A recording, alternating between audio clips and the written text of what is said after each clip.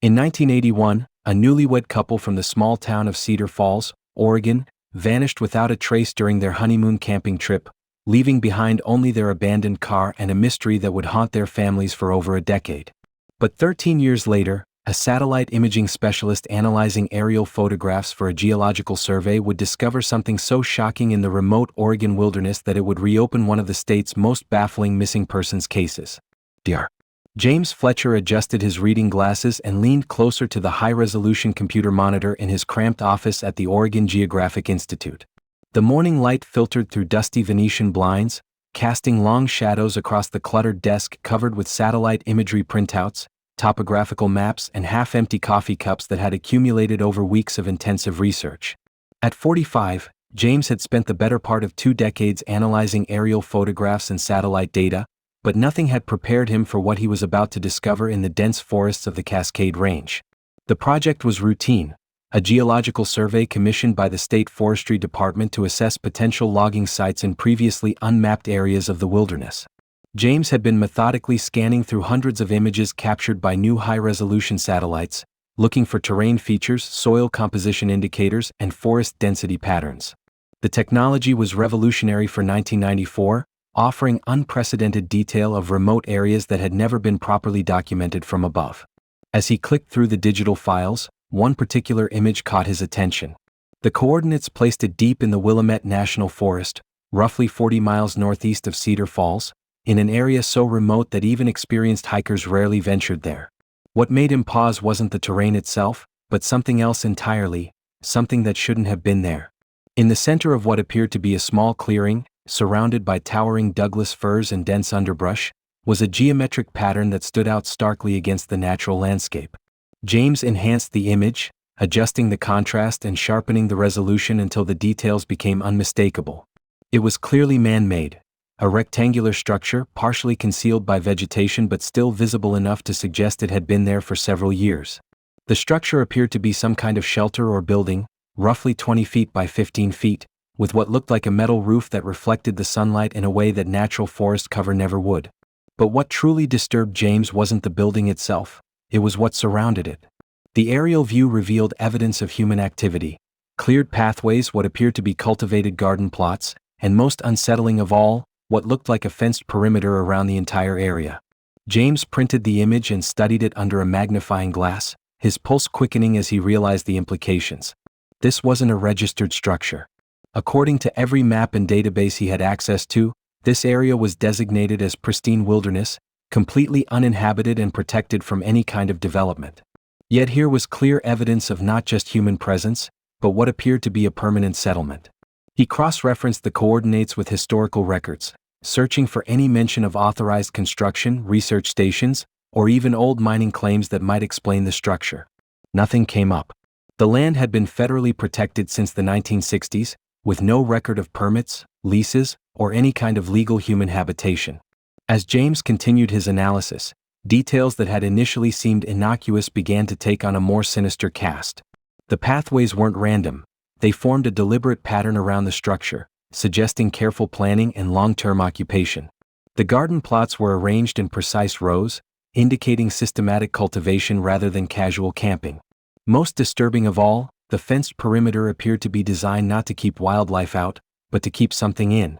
The more James studied the image, the more convinced he became that this wasn't just an unauthorized structure. It was evidence of something far more troubling. The remote location, the hidden nature of the settlement, the apparent long-term occupation of protected federal land, all pointed to someone who had deliberately chosen this spot to remain hidden from the outside world. James reached for his phone, his hand trembling slightly as he dialed the number for the Oregon State Police. As the phone rang, he couldn't shake the feeling that he had stumbled upon something that someone had gone to great lengths to keep secret. In the dense forests of Oregon, 40 miles from the nearest town, someone had built a hidden world, and James suspected that whoever was living there didn't want to be found. The implications of his discovery would soon extend far beyond unauthorized land use. Within hours, his phone call would set in motion an investigation that would finally provide answers to a mystery that had haunted the small town of Cedar Falls for 13 long years. The disappearance of Michael and Sarah Bennett, who had vanished on their honeymoon camping trip in the summer of 1981, leaving behind only questions, grief, and a family that had never stopped searching for the truth. The phone call that would change everything came to Detective Laura Hensley at the Oregon State Police on a quiet Tuesday morning in March 1994. She had been reviewing cold case files, a routine task that had become both a professional obligation and a personal mission over her 15-year career. Among the stack of unsolved disappearances that crossed her desk regularly, one case had always stood out: the vanishing of Michael and Sarah Bennett in the summer of 1981. Detective Hensley remembered the case vividly, even though she had been a junior officer at the time. Michael Bennett, 24, and Sarah Bennett, 22, had been married for exactly 8 days when they disappeared during what was supposed to be a romantic camping trip in the Oregon wilderness.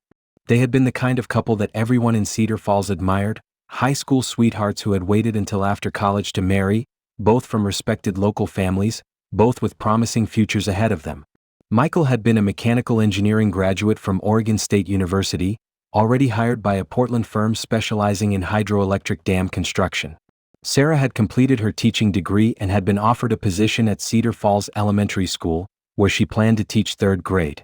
Their wedding had been the social event of the summer in their small town, held at the historic Presbyterian church where both families had worshipped for generations. The young couple had left Cedar Falls on July 15, 1981, in Michael's newly purchased Ford Bronco, loaded with camping gear and provisions for what they had planned as a week-long honeymoon adventure in the Cascade Mountains. They had told their families they intended to explore some of the more remote areas of the Willamette National Forest, places where Michael had hiked as a Boy Scout and had always wanted to share with Sarah. Their last confirmed contact with the outside world had been on July 17, when they stopped at Miller's General Store in the tiny mountain community of Oak Ridge to purchase additional supplies.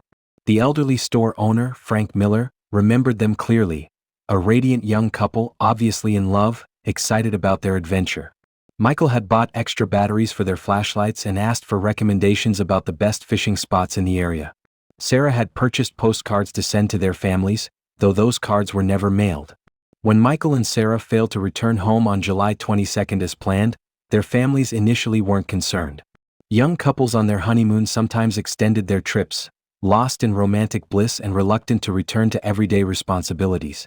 But when another day passed without word, Sarah's mother, Margaret Bennett, contacted the authorities. The search had been extensive and immediate. Rangers, volunteers, and search and rescue teams had combed thousands of acres of wilderness, following every trail and checking every known camping spot within a 50-mile radius of where the couple was believed to have headed. On July 25, 3 days after they were supposed to return, searchers found Michael's Ford Bronco parked at a trailhead approximately 35 miles northeast of Oak Ridge. The vehicle had been unlocked, with no signs of struggle or forced entry. Inside, investigators found most of the couple's camping gear still neatly packed, along with Sarah's purse containing her identification and $47 in cash. Michael's wallet was also there, undisturbed, with his driver's license and credit cards intact. Most puzzling of all, their expensive camping equipment, sleeping bags, tent, cooking supplies, and Michael's prized fishing gear, remained in the truck, suggesting they had never actually begun their intended camping trip. The only items missing were the clothes they had been wearing, a small day pack, 1 water bottle, and a basic first aid kit, essentially what they might have taken for a short day hike. But the trail they had apparently chosen to explore led into some of the most rugged and dangerous terrain in the region, an area known for sudden weather changes, steep ravines, and dense forest that could disorient even experienced hikers. Despite weeks of intensive searching, no trace of Michael and Sarah Bennett was ever found. No clothing, no equipment, no signs of a campsite, no indication of where they might have gone after leaving their vehicle. It was as if they had simply vanished into the vast Oregon wilderness, leaving behind only questions and 2 families devastated by grief and uncertainty. Over the years, theories had emerged to explain their disappearance. Some suggested they had become lost and succumbed to exposure in an area too remote for searchers to find their remains. Others speculated about a possible accident, perhaps a fall from one of the many cliffs in the region, with their bodies coming to rest in an inaccessible location. A few investigators had even considered the possibility of foul play, though there had been no evidence to support such a theory. The case had gradually faded from active investigation, joining the ranks of unsolved mysteries that haunted law enforcement and families alike. But Detective Hensley had never forgotten the young couple's faces from the wedding photos their families had provided. Michael's confident smile and Sarah's radiant joy, captured just days before they vanished forever. Now, 13 years later, as she listened to Dr. James Fletcher describe his satellite imagery discovery, Detective Hensley felt the familiar chill that came with a potential breakthrough in a cold case. The coordinates Fletcher provided placed his mysterious structure almost exactly in the area where Michael and Sarah Bennett had disappeared, remote, hidden, and completely off the grid. For the first time in over a decade, Detective Hensley wondered if the Bennett family might finally get the answers they had been searching for all these years. Within 48 hours of Dr. Fletcher's phone call, Detective Hensley had assembled a specialized team for what would become one of the most challenging investigations in Oregon State Police history. The remote location of the satellite discovery, deep in the Willamette National Forest, required careful planning and coordination with multiple agencies. Forest Service rangers, search and rescue specialists, and forensic experts would all be needed to reach and properly investigate the mysterious structure that had remained hidden for over a decade. Dr. Fletcher found himself recruited as an essential member of the expedition team. His expertise in satellite imagery and geographical positioning would be crucial for navigating to the exact coordinates he had identified. As he prepared for what would be his first field investigation, James couldn't shake the feeling that his routine geological survey had uncovered something far more sinister than unauthorized land use. The team departed from the ranger station in Oak Ridge early on a Thursday morning in late March, the same small mountain community where Michael and Sarah Bennett had made their final known stop 13 years earlier. The expedition included Detective Hensley, Dr. Fletcher, 2 experienced forest rangers, a forensic photographer, and a search and rescue coordinator who knew the treacherous terrain better than anyone. The journey to the site would require a combination of 4-wheel drive vehicles and hiking, as no roads existed within miles of the coordinates. The first leg took them along increasingly narrow and deteriorating logging roads that hadn't been maintained in years. Ancient Douglas firs towered overhead, their massive trunks creating a cathedral-like canopy that filtered the morning sunlight into shifting patterns of gold and shadow. As they drove deeper into the wilderness, the signs of human presence gradually disappeared. No power lines, no cell phone towers, no distant sounds of civilization, just the primeval silence of the old-growth forest. Dr. Fletcher consulted his GPS unit frequently, cross-referencing their position with the satellite imagery he had printed and laminated for the expedition. After 3 hours of difficult driving, they reached the end of the passable road and began the hiking portion of their journey. The terrain was challenging, steep inclines, fallen logs, and dense underbrush that required constant navigation around natural obstacles. Dr. Fletcher was surprised by his own physical condition as they climbed steadily upward, the elevation gain making each step more laborious than the last. The forest around them was magnificent but intimidating. Massive trees that had stood for centuries created an almost impenetrable canopy overhead, while the forest floor was carpeted with decades of fallen needles that muffled their footsteps. Occasionally they would hear the distant call of a bird or the rustle of some unseen animal in the underbrush, reminders that they were visitors in a world that belonged to the wilderness. As they hiked, Detective Hensley found herself thinking about Michael and Sarah Bennett, imagining the young couple making this same journey 13 years earlier. Had they followed the same paths? Had they been as awed by the primeval beauty surrounding them? The thought of 2 young people, alone and vulnerable in this vast wilderness, filled her with a sense of foreboding that grew stronger with each step. After 2 hours of hiking, Dr. Fletcher's GPS indicated they were approaching the target coordinates. The team slowed their pace, moving more cautiously as they searched for the first signs of the structure he had identified in the satellite imagery. The forest here was particularly dense, with massive fallen logs creating natural barriers and forcing them to constantly adjust their route. Then suddenly Ranger Martinez, who was leading the group, raised his hand and motioned for everyone to stop. Through a gap in the trees ahead, something caught the filtered sunlight, something that didn't belong in the natural landscape. Dr. Fletcher consulted his GPS one final time and nodded grimly. They had arrived. What they found defied their expectations and confirmed their worst fears. The structure that had appeared as a simple rectangle in the satellite imagery was revealed to be a carefully constructed compound, hidden so expertly within the forest that it would have been virtually impossible to discover without aerial surveillance. The main building was indeed roughly 20 feet by 15 feet, built from local timber and covered with a metal roof that had been partially camouflaged with branches and moss. But surrounding it were several smaller structures, what appeared to be storage sheds, a workshop, and most disturbing of all, what looked like cages or holding pens constructed from heavy wooden posts and chain-link fencing. The entire compound was enclosed by a perimeter fence that stood 8 feet high, topped with what appeared to be electrified wire. Warning signs, weathered but still legible, were posted at intervals around the fence. Private property and no trespassing, danger, high voltage. The signs were clearly old, suggesting this compound had been operational for many years. Dr.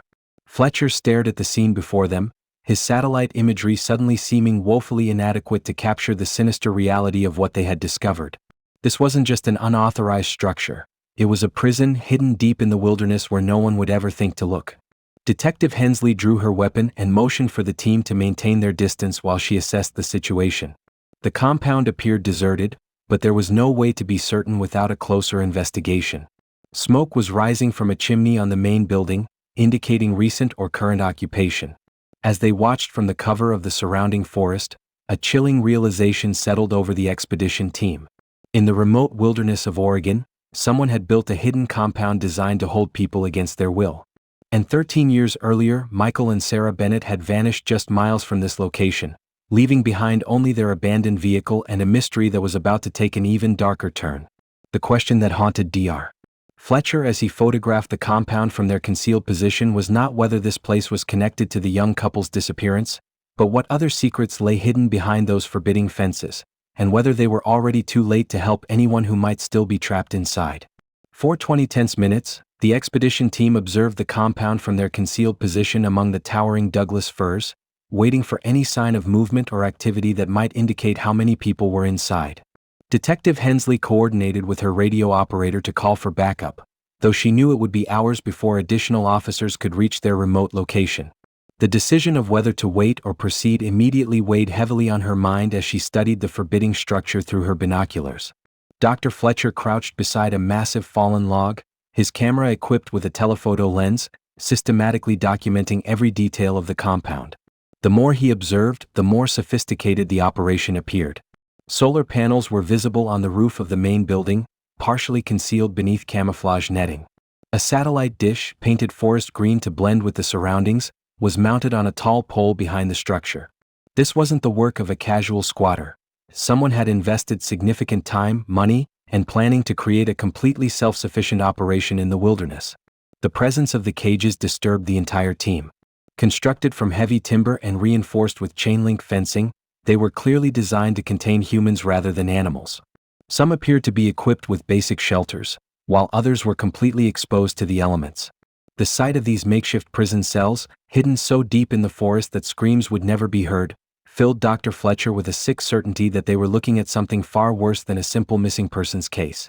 Detective Hensley made the decision that would change everything.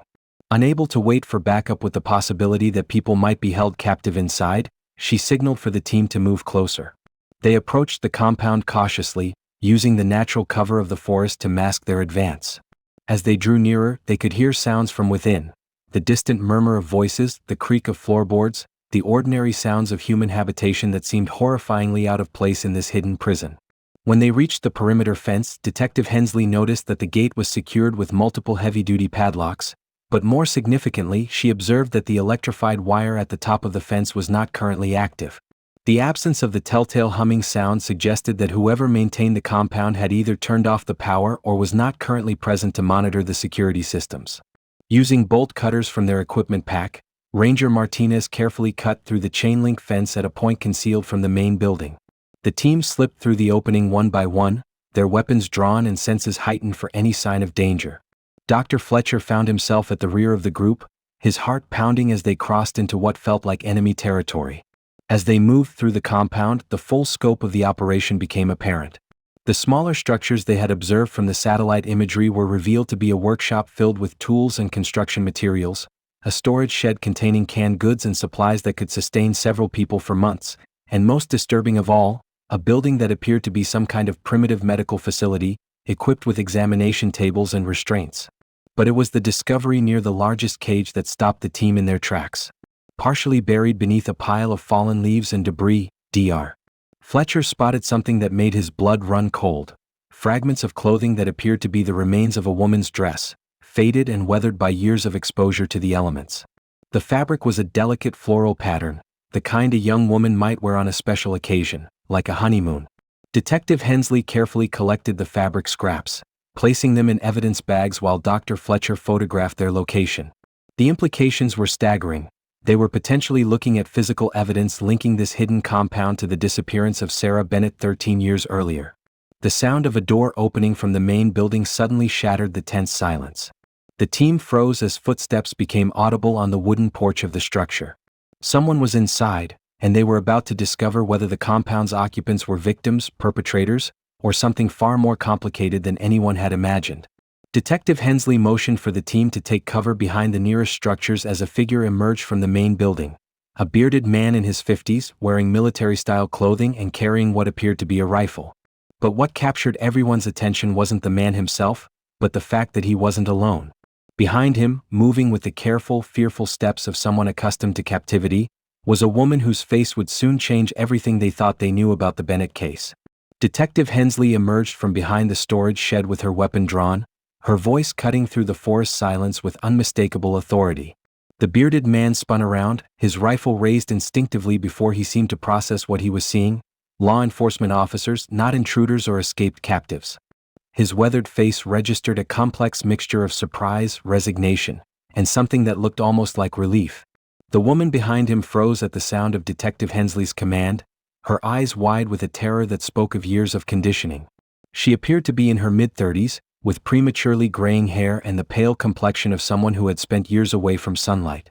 Her clothing was simple and worn, a faded dress that had clearly been mended multiple times, canvas shoes that had seen better days.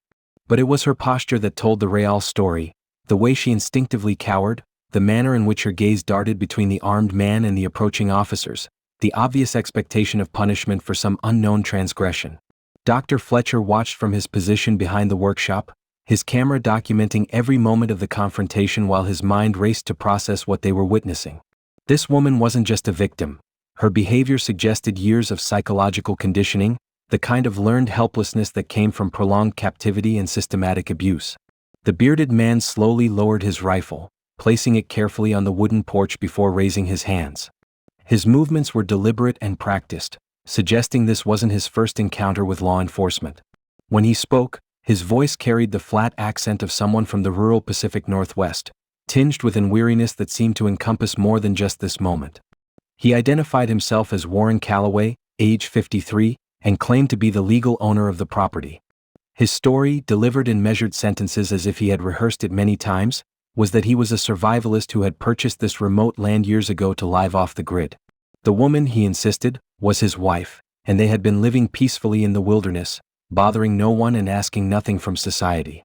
But Detective Hensley's trained eye caught the inconsistencies immediately. The woman flinched whenever Calloway moved even slightly. She hadn't spoken a single word since the confrontation began, and her eyes held the hollow quality of someone who had learned that speaking often brought punishment. Most telling of all, when Detective Hensley asked the woman directly for her name, she looked not at the officer but at Calloway, as if seeking permission to respond. Dr. Fletcher noticed other disturbing details through his telephoto lens. The woman's wrists bore faded but unmistakable scars that suggested she had been restrained regularly over a long period. Her fingernails were broken and dirty, consistent with manual labor, and her overall physical condition suggested chronic malnutrition despite the apparent abundance of supplies in the compound's storage areas. When Detective Hensley requested identification from both individuals, Calloway produced a driver's license and what appeared to be property documents from a worn leather wallet. The woman, however, had no identification at all. When pressed about this, Calloway claimed that his wife preferred to live completely off the grid and had renounced all government documentation years earlier. The breakthrough came when Detective Hensley, growing increasingly suspicious of the woman's silence and obvious fear, took a different approach. Instead of addressing her questions to Calloway, she moved closer to the woman and spoke directly to her in a gentle, non-threatening tone. She asked simple questions that required only yes or no responses, watching carefully for any sign of recognition or response. It was when Detective Hensley asked if the woman remembered ever living in a place called Cedar Falls that something flickered in those hollow eyes. The response was subtle, a slight widening of the pupils, a barely perceptible intake of breath, but it was enough to confirm the detective's growing suspicion that they were looking at someone who had been missing for a very long time. Dr. Fletcher lowered his camera, suddenly understanding that his satellite imagery discovery had led them to something far more significant than an unauthorized wilderness compound. They weren't just looking at evidence of a crime. They were potentially looking at a surviving victim of one of Oregon's most famous missing persons cases. The woman standing before them, broken and traumatized after years of captivity, might very well be Sarah Bennett, the young bride who had vanished into these same forests 13 years earlier during what should have been the happiest time of her life. The moment that would shatter 13 years of silence came when Detective Hensley made a decision that went against standard protocol. Rather than immediately arresting Calloway and securing the scene, she instructed the team to separate the two individuals, taking the woman to a location where she could speak without Calloway's intimidating presence. Dr. Fletcher watched as Rangers Martinez and Thompson escorted Calloway to the workshop building, while Detective Hensley gently guided the woman toward the storage shed, away from her captor's watchful eyes. The transformation was gradual but unmistakable. Once Calloway was out of sight, the woman's rigid posture began to relax slightly, though her eyes continued to dart nervously toward the workshop where her captor was being held. Detective Hensley spoke in soft, reassuring tones, explaining that the woman was safe now, that no one would hurt her, and that she could speak freely without fear of punishment. It took nearly 30 minutes of patient coaxing before the woman spoke her first words in what appeared to be years of enforced silence. Her voice was hoarse and uncertain, as if she had forgotten how to use it properly. When she finally whispered her name, the sound was barely audible above the forest breeze, but it confirmed Detective Hensley's worst fears and greatest hopes simultaneously. Her name was Sarah Bennett. The revelation sent shockwaves through the expedition team. Dr. Fletcher, positioned nearby to document the interview, felt his hands trembling as he adjusted his camera settings. They had found her. The young bride who had vanished 13 years earlier was alive, standing before them in a remote forest clearing, aged beyond her years but unmistakably the same person whose wedding photo had been circulated throughout Oregon in 1981. Sarah's story emerged in fragments, interrupted by long pauses and moments when trauma seemed to steal her ability to speak. She remembered the camping trip with Michael, remembered stopping at the general store in Oak Ridge, remembered hiking into the forest that July morning in 1981. But what happened next was a nightmare that had lasted over a decade. They had been approached by a man claiming to be a forest ranger who warned them about dangerous wildlife in the area. The man, who Sarah now knew as Warren Calloway, had been convincing in his uniform and official demeanor. He had offered to guide them to a safer camping location, leading them deeper into the wilderness than they had planned to go. Michael had been grateful for the assistance, trusting the apparent authority figure who seemed genuinely concerned for their safety. The attack had come without warning. Calloway had produced a weapon and forced them at gunpoint to a remote location where he had already prepared restraints and makeshift holding facilities. Sarah's voice broke as she described watching helplessly as Calloway killed her husband, striking him with a heavy piece of wood when Michael attempted to fight back and escape. Dr. Fletcher lowered his camera, unable to continue documenting as Sarah described the horror of those first days in captivity. Michael's body had been disposed of in one of the deep ravines that crisscrossed the area, thrown into a crevice so remote and inaccessible that search teams would never find it. Calloway had told her that if she ever tried to escape or call for help, she would suffer the same fate. What followed was 13 years of systematic psychological and physical abuse designed to break her spirit and ensure her complete compliance. Calloway had moved her to the hidden compound, where he had constructed the elaborate prison system that Dr. Fletcher had discovered through satellite imagery. The cages, the electrified fencing, the isolation, all of it had been designed to keep her trapped in a wilderness prison where no one would ever think to look. Sarah described how Calloway had gradually expanded his operation over the years, occasionally bringing other victims to the compound. Some had been travelers who had disappeared while hiking or camping in the area. Others had been runaways or homeless individuals who wouldn't be missed by society. Not all of them had survived their captivity. Detective Hensley felt sick as she realized the full scope of what they had uncovered. This wasn't just a kidnapping case, it was evidence of a serial predator who had been operating undetected in the Oregon wilderness for over a decade, using the vast and remote forest as his hunting ground and the hidden compound as his base of operations. The most heartbreaking aspect of Sarah's testimony was her description of the psychological conditioning that had kept her from attempting escape even when opportunities presented themselves. Years of abuse, threats, and witnessing the fate of other captives had convinced her that compliance was the only way to survive. She had learned to live in a state of constant fear, always anticipating punishment, never daring to hope for rescue. As Dr. Fletcher listened to Sarah's broken voice describing 13 years of unimaginable horror, he understood that his routine satellite imagery analysis had uncovered something far more significant than anyone could have imagined. A survivor's story that would expose one of the most disturbing criminal operations in Oregon's history. While Detective Hensley continued gathering Sarah's testimony, Dr. Fletcher and the Ranger team began a systematic search of the compound that would reveal the true scope of Warren Calloway's 13-year reign of terror. What they discovered in the hours that followed would transform a missing persons case into one of the most significant serial killer investigations in Pacific Northwest history. The first major discovery came when Ranger Martinez noticed disturbed earth near the back of the property, partially concealed by fallen logs and carefully arranged forest debris. The area had been camouflaged to look natural, but his trained eye detected the telltale signs of human excavation: soil that had been dug and refilled, vegetation that had been replanted to hide recent disturbance, and subtle depressions in the ground that suggested multiple burial sites. Dr. Fletcher documented the locations with his GPS unit and camera while the team carefully marked each suspected grave site with surveyor's flags.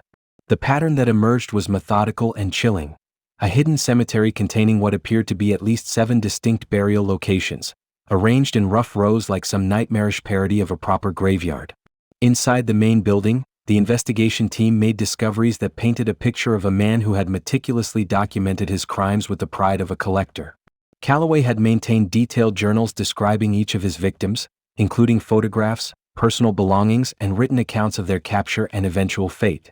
The journals, stored in a locked metal cabinet, read like the logbook of a serial killer who viewed his victims as specimens rather than human beings.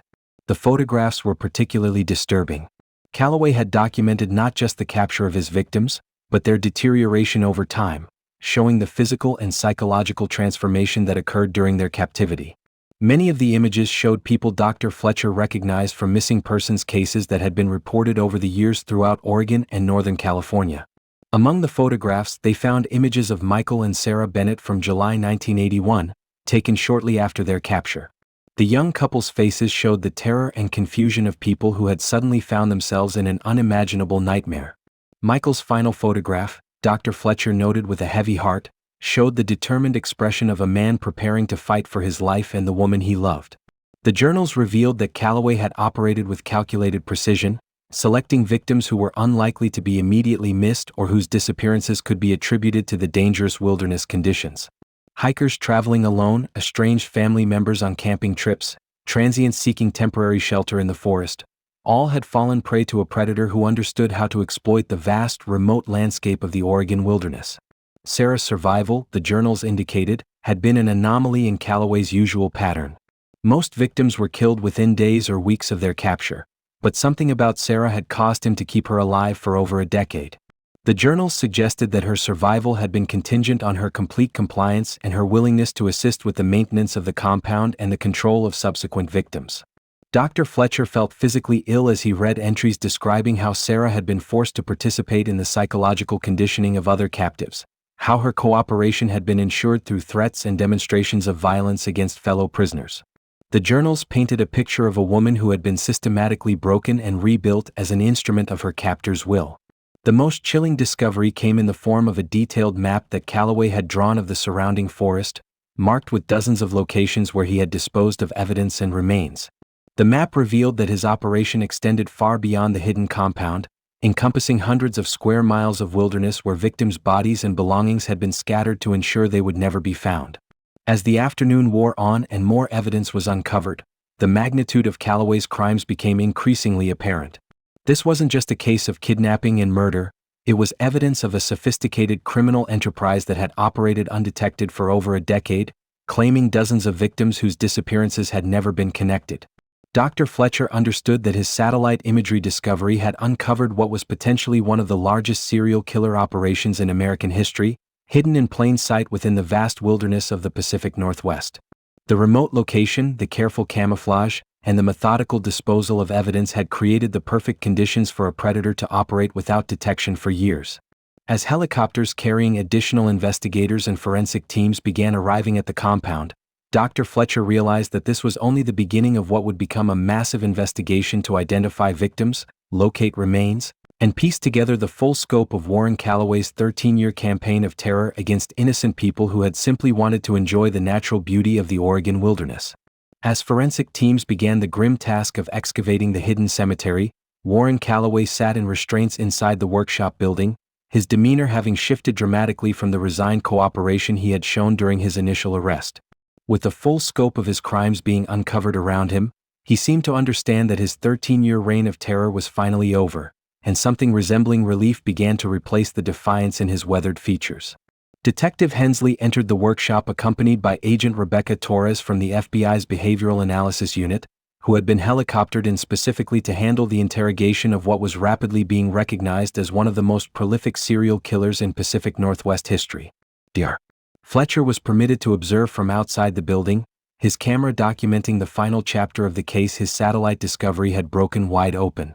The confession that followed would take nearly 6 hours to complete and would ultimately provide investigators with information about crimes spanning over 15 years across multiple states. Calloway spoke with the methodical precision of someone who had been waiting years to tell his story, describing his crimes with a detached clinical tone that made his words even more chilling.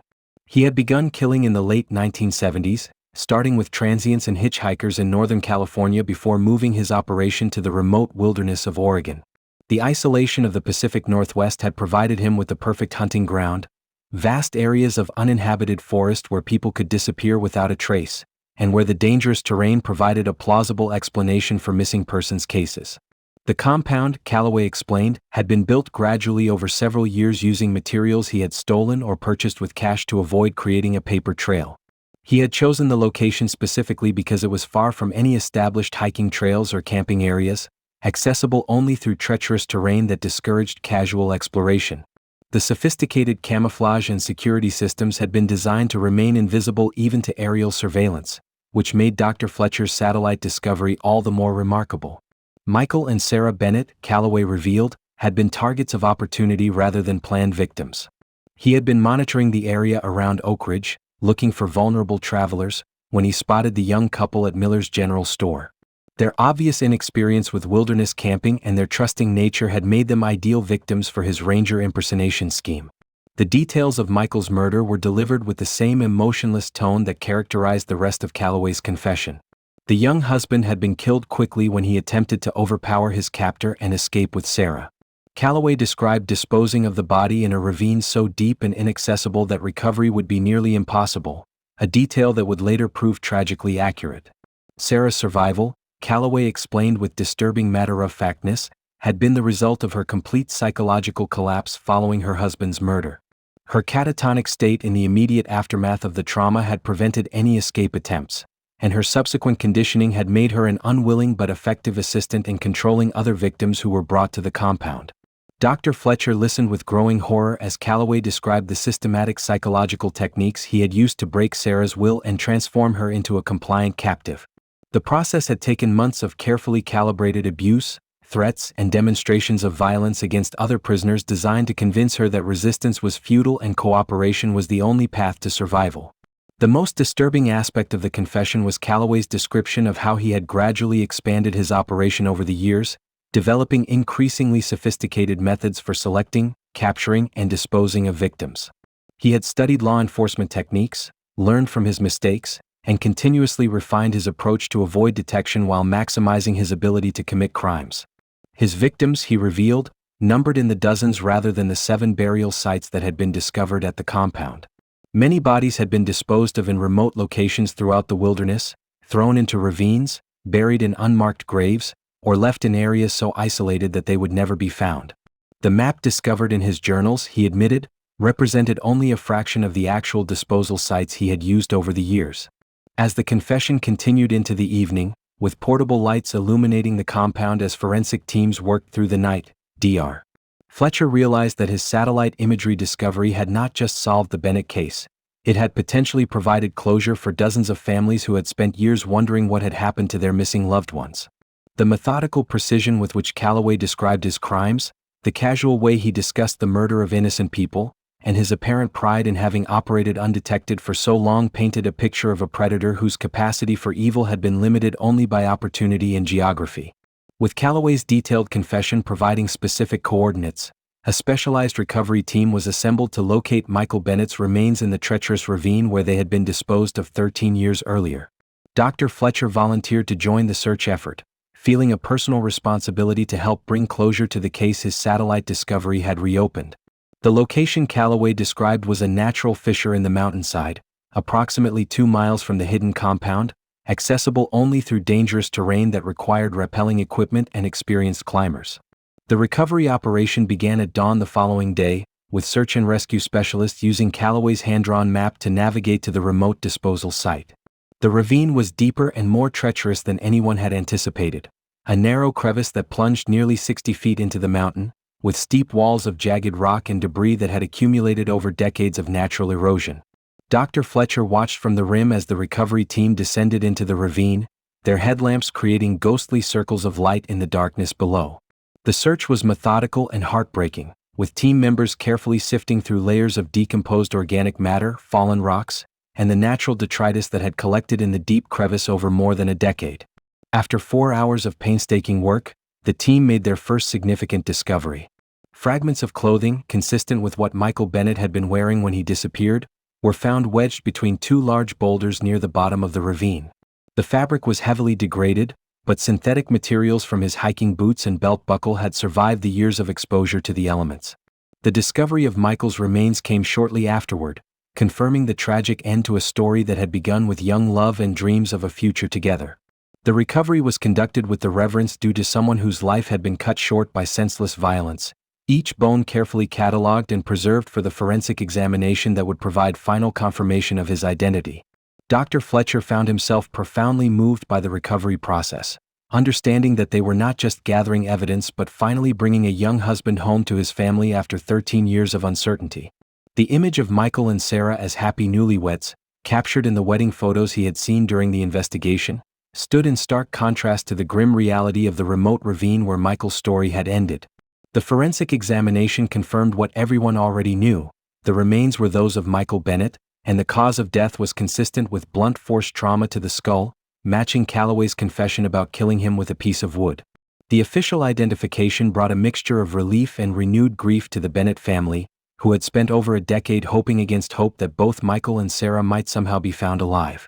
While the recovery team worked to bring Michael's remains back to the surface, Sarah was being transported to a Portland hospital for comprehensive medical and psychological evaluation.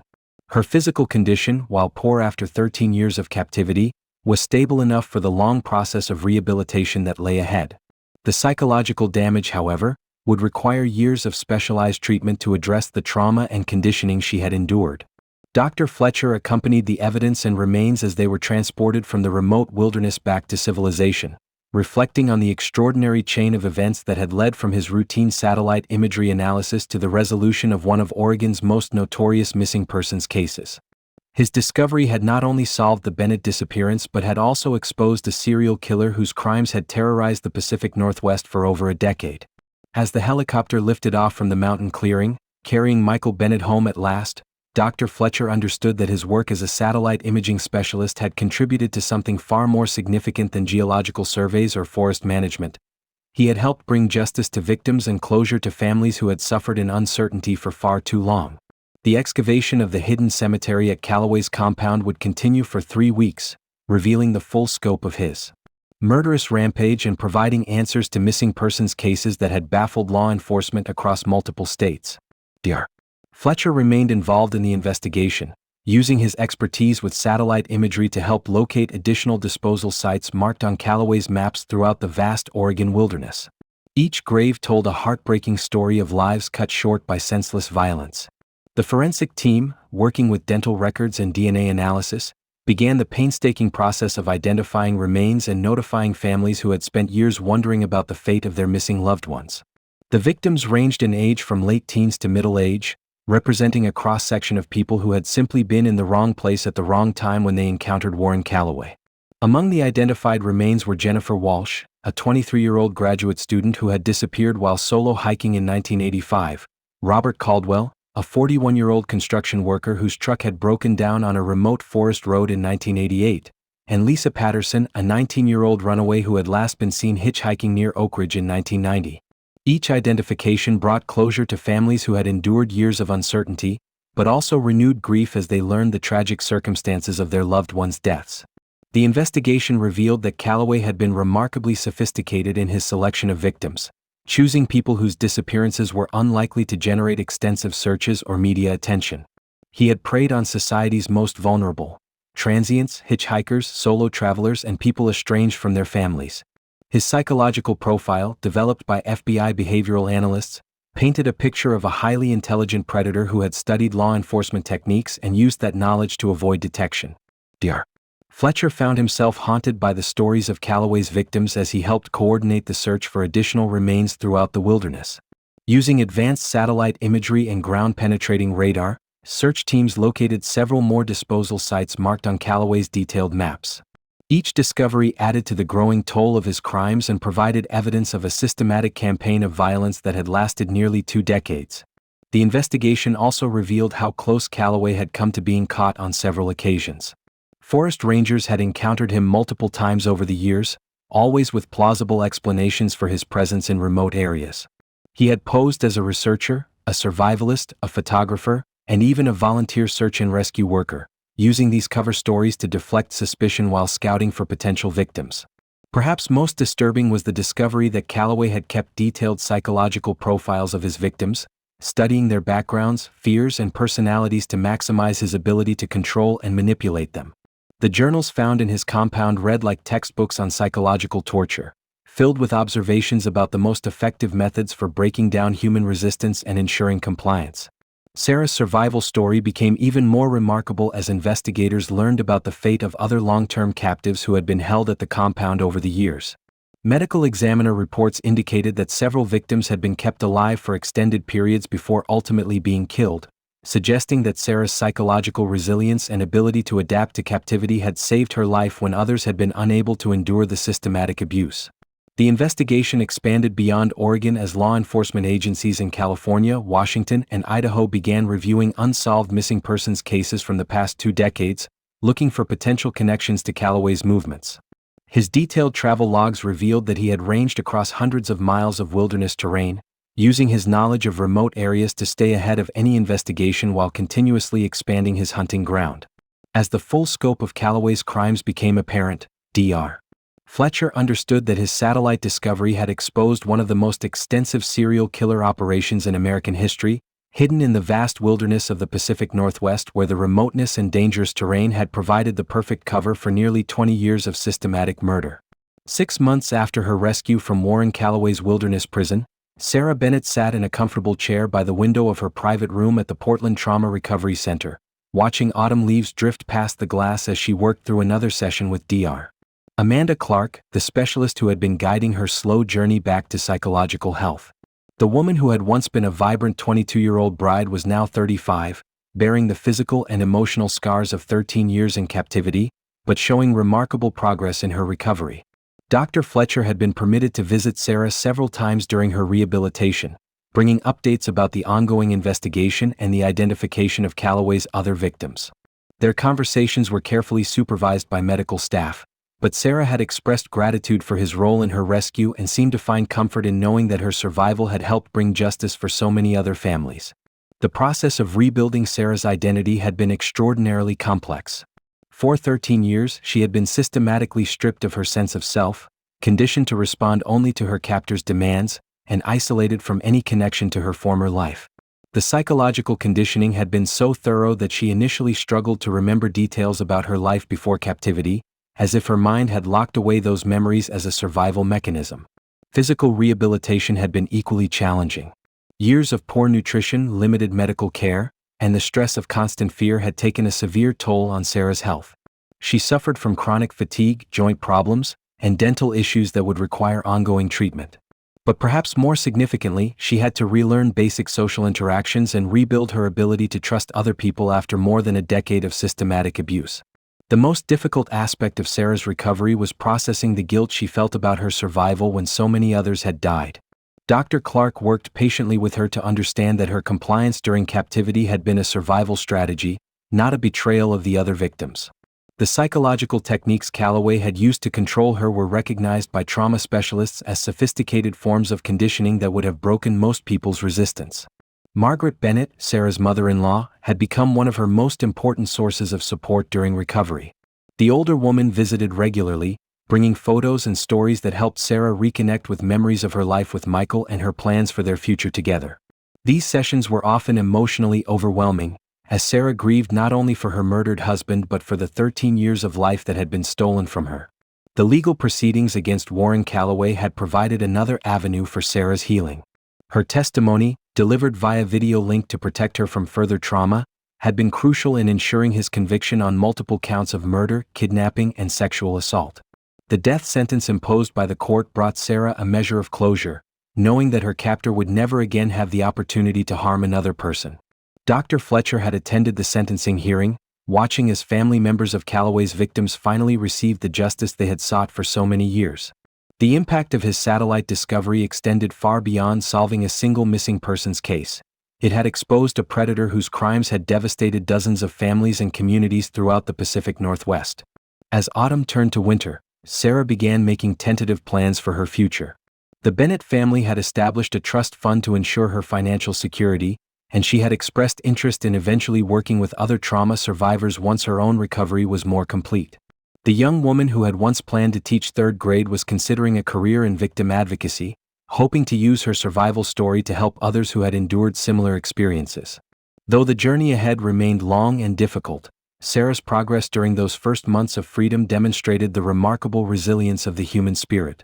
Her survival and recovery offered hope not only for her own future but for the possibility that even the most devastating trauma could eventually be overcome with proper care, support, and time. 3 years after Dr. James Fletcher's satellite discovery changed everything. A small ceremony took place in the Cedar Falls Presbyterian Church where Michael and Sarah Bennett had been married 17 years earlier. The sanctuary was filled with family, friends, and community members who had never stopped hoping for answers about the young couple's disappearance. Today they had finally come to lay Michael to rest and celebrate Sarah's remarkable journey back to life. Dr. Fletcher sat in one of the wooden pews, reflecting on the extraordinary chain of events that had begun with routine geological survey work and had ultimately brought justice to one of the Pacific Northwest's most notorious serial killers. Warren Calloway had been executed 6 months earlier, bringing final closure to families across multiple states who had lost loved ones to his decades-long campaign of terror. Sarah, now 38 and bearing the quiet strength of a survivor, sat in the front pew surrounded by the Bennett family who had welcomed her back with unwavering love and support. The years of therapy and rehabilitation had transformed her from the broken woman they had found in that wilderness compound into someone who had reclaimed her identity and found new purpose in helping other trauma survivors. The memorial service for Michael was both heartbreaking and healing. Pastor Williams spoke about the young man who had been taken too soon, remembering his dreams of building dams and hydroelectric systems that would have brought clean energy to communities throughout Oregon. Michael's engineering classmates, now successful professionals in their 40s, shared memories of his innovative thinking and his devotion to Sarah during their college years. Margaret Bennett, Michael's mother, had lived to see both the recovery of her son's remains and Sarah's return to the family. Though she had passed away the previous winter at age 79, she had spent her final years knowing that the mystery that had haunted their family for so long had finally been solved. Her funeral had been the first time Sarah had felt strong enough to attend a service in Cedar Falls, marking another milestone in her journey toward healing. The most moving moment of the ceremony came when Sarah herself stood to speak about Michael, her voice steady despite the tears in her eyes. She talked about the man who had died trying to protect her, whose final act had been an attempt to fight their captor and secure their escape. She shared memories of their brief marriage, their dreams for the future, and the love that had sustained her through the darkest years of her captivity. Dr. Fletcher was particularly touched when Sarah acknowledged his role in her rescue, explaining how a routine satellite analysis had become the key that unlocked 13 years of imprisonment. She spoke about the importance of never giving up hope, even when circumstances seemed hopeless, and about the unexpected ways that justice sometimes prevails. Following the memorial service, the community gathered at the newly established Michael and Sarah Bennett Memorial Garden, created on land donated by the Bennett family near the edge of town. The garden featured native Oregon plants and a peaceful walking path that ended at a bench overlooking the Cascade Mountains where the young couple had planned to build their life together. Sarah had found her calling as a victim advocate, working with the Oregon Department of Justice to improve services for survivors of long-term captivity and psychological trauma. Her survival story had become a source of hope for other families dealing with missing persons cases, proving that even after years without answers, resolution and healing remained possible. Dr. Fletcher continued his work with satellite imagery, but had expanded his focus to include assisting law enforcement agencies with locating evidence in cold cases. His discovery of Calloway's compound had demonstrated the potential for advanced surveillance technology to solve crimes that had baffled investigators for decades. As the sun set over the Cascade Mountains on that autumn day, the people of Cedar Falls finally had the closure they had sought for so long.